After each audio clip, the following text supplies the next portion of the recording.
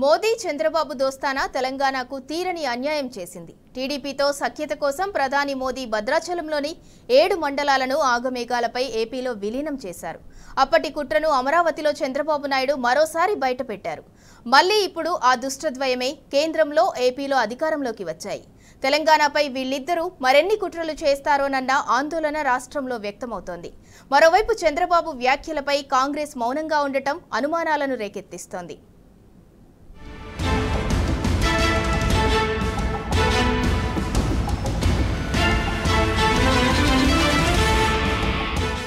మంగళవారం అమరావతిలో నిర్వహించిన టీడీపీ ఎల్పీ సమావేశంలో తెలంగాణలోని 7 మండలాలపై జరిగిన కుట్రకోణాన్ని ఆ పార్టీ అధ్యక్షుడు చంద్రబాబు మరోసారి బయటపెట్టారు. 2014లో కేంద్రంలో బీజేపీ, ఏపీలో టీడీపీ అధికారంలోకి వచ్చాయి. అప్పుడు రాజ్నాథ్ సింగ్ బీజేపీ అధ్యక్షుడు వెంకయ్య నాయుడు కూడా కేంద్రంలో యాక్టివ్గా ఉన్నారు. అయితే పోలవరం ప్రాజెక్టు కింద ముంపునకు గురయ్యే తెలంగాణలోని 7 మండలాలను ఏపీకి ఇస్తే తప్ప ముఖ్యమంత్రిగా తాను ప్రమాణ స్వీకారం చేయబోనని మోదీకి స్పష్టం చేశానని చంద్రబాబు తెలిపారు.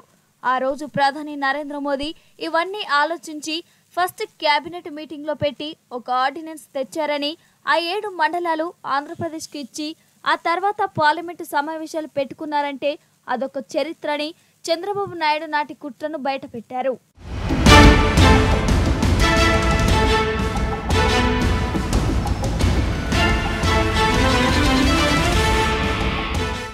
ఇప్పటి మాదిరిగానే 10 ఏళ్ల క్రితం 2014లో బీజేపీతో పొత్తు పెట్టుకున్న చంద్రబాబు ఏపీలో అధికారంలోకి వచ్చారు. నాడు కూడా కేంద్రంలో అధికారంలో ఉన్న ఎన్డీఏలో టీడీపీ భాగస్వామ్య పక్షంగా కొనసాగింది.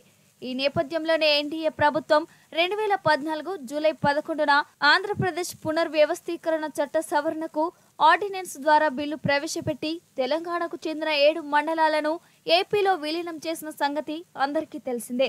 ఉమ్మడి ఖమ్మం జిల్లాలోని భద్రాచలం, పాల్వంచ రెవెన్యూ డివిజన్ల పరిధిలోని 7 మండలాలను ఏపీకి దారదత్తం చేసింది. కేంద్రంలోని మోదీ సర్కార్ చర్యను నాడు తెలంగాణలో అధికారంలో ఉన్న బీఆర్ఎస్ ప్రభుత్వం తీవ్రంగా వ్యతిరేకించింది. గులాబీ పార్టీ ఆధ్వర్యంలో రాష్ట్ర ప్రజలు బంద్ పాటించి కేంద్ర ప్రభుత్వ నిర్ణయాన్ని ప్రతిఘటించారు. ఆ తర్వాత బీఆర్ఎస్ ప్రభుత్వం సుప్రీంకోర్టును సైతం ఆశ్రయించింది. అంతేకాకుండా ఆ 7 మండలాలను తిరిగి ఇవ్వాలని నాటి సీఎం కేసీఆర్ స్వయంగా ప్రధాని మోదీని కలిసి ఎన్నిసార్లు విన్నవించుకున్నా పట్టించుకున్న పాపాన పోలేదు.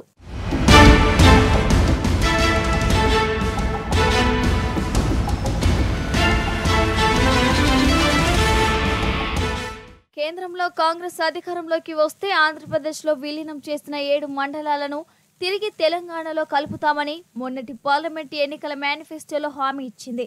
7 మండలాల విలీనం విషయంలో కేంద్రంలోని బీజేపీ, ఏపీలోని టీడీపీ కలిసి చేసిన కుట్రను చంద్రబాబు స్వయంగా బయటపెట్టినప్పటికీ రాష్ట్రంలోని కాంగ్రెస్ ప్రభుత్వం కానీ ఆ పార్టీ నేతలు గాని నోరు విప్పకపోవడం గమనార్హం. తెలంగాణకు తీవ్ర అన్యాయం చేసిన ఏపీ టీడీపీ ప్రభుత్వం చేయబోయే ప్రమాణ స్వీకారానికి తెలంగాణ కాంగ్రెస్ ప్రభుత్వం పెద్ద వెళ్తారా లేదా అన్నది ఆసక్తికరంగా మారింది.